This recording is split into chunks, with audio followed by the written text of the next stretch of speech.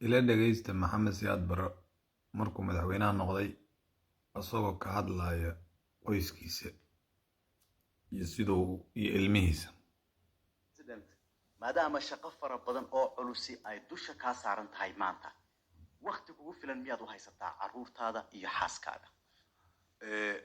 waxaan filayaa inaad u wado war mas'uulka dalka ka saaran ka sukow mas'uul عائلتك باكسارن فاميلي جاك مسؤول باكسار سوي جودك كائن عدل هذا يبغى مقابل هذا الكلام سؤال هذا الكلام سنو صوته عرورت إذا يو حاسك وحنا الشيء مركي ريفولوشن كأن عن سمايني وحنا الشيء متدر بانسو بقالين سونا تبع هاي وحنا الموضة هاي سيدي حبكي هبوا ونكسنا هنا نكسر تبع هاي وحنا كل مالنتا ووحي ما أنت كذب بعروض الصومالي دور ما هو الشقين هيا كل جندي شقين ماي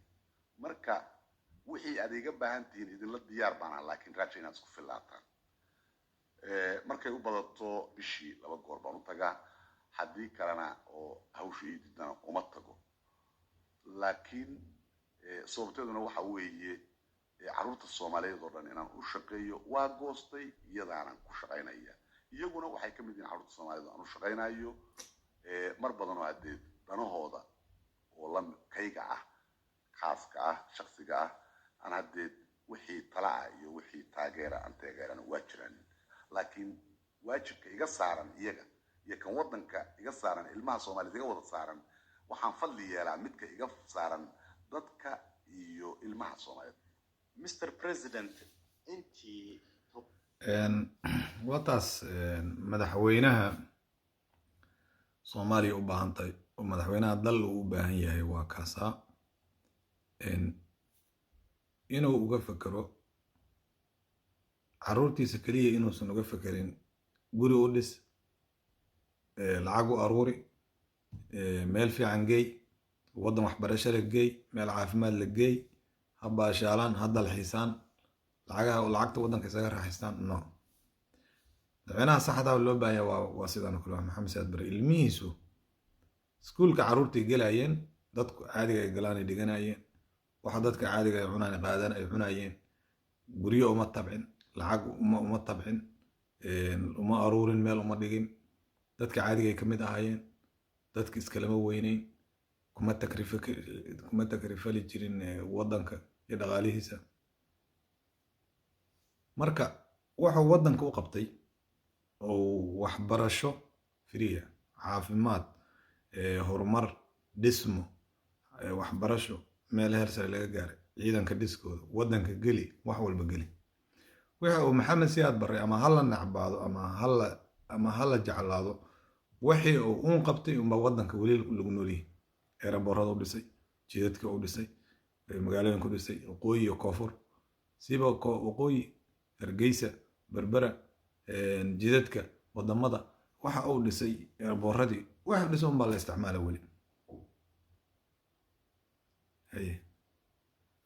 wixii ka dambeeyay wuxuu nin walba ka fakarayaa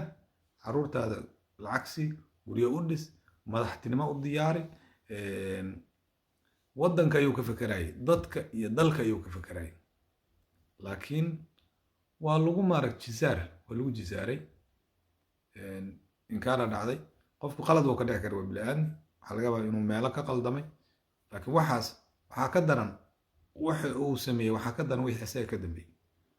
oo diintii lagu ciyaaray oo dalkii lagu ciyaaray oo naftii lagu ciyaaray oo wax walba si la burburiyay marka dawaakaas waxa loo baahan yahay madaxweynaha loo baahan yahay Soomaali ayadaa dishay ninkooda wadaniga oo sharafta leh ayaga diida maanta ninkii Itoobiya ko isii oo wax kale inta ka gudbay oo wadamada kale u doodi jiray oo difaaci jiray oo maaragtay xorriyadooda dagaalami jiray maantana waxaan arkaynaa heer madaxweynihii dalka Itoobiya oo dhulkii iyo dalkii aan lahayn dhinac iska goobaysanaydo halkaan qaadanaa oo saanan sameynaa dhahaysa wax rabta ka dhex sameynay in madaxweynaha anagii uu sii socdo diyaarad u sii saaran yahay oo uu qoslayo oo hoos joogo oo ku sii socdo iyadoo waxa aragtay dhacayaan waa nasiib darro haddii aanan garanaynin waxa noo fiican iyo waxa noo xun intaan ka garanayno oo dadka naga wanaagsan aan wax ka dhiganayno wax u dhibanayno silacaas baa ku jiraynaa waa in salaam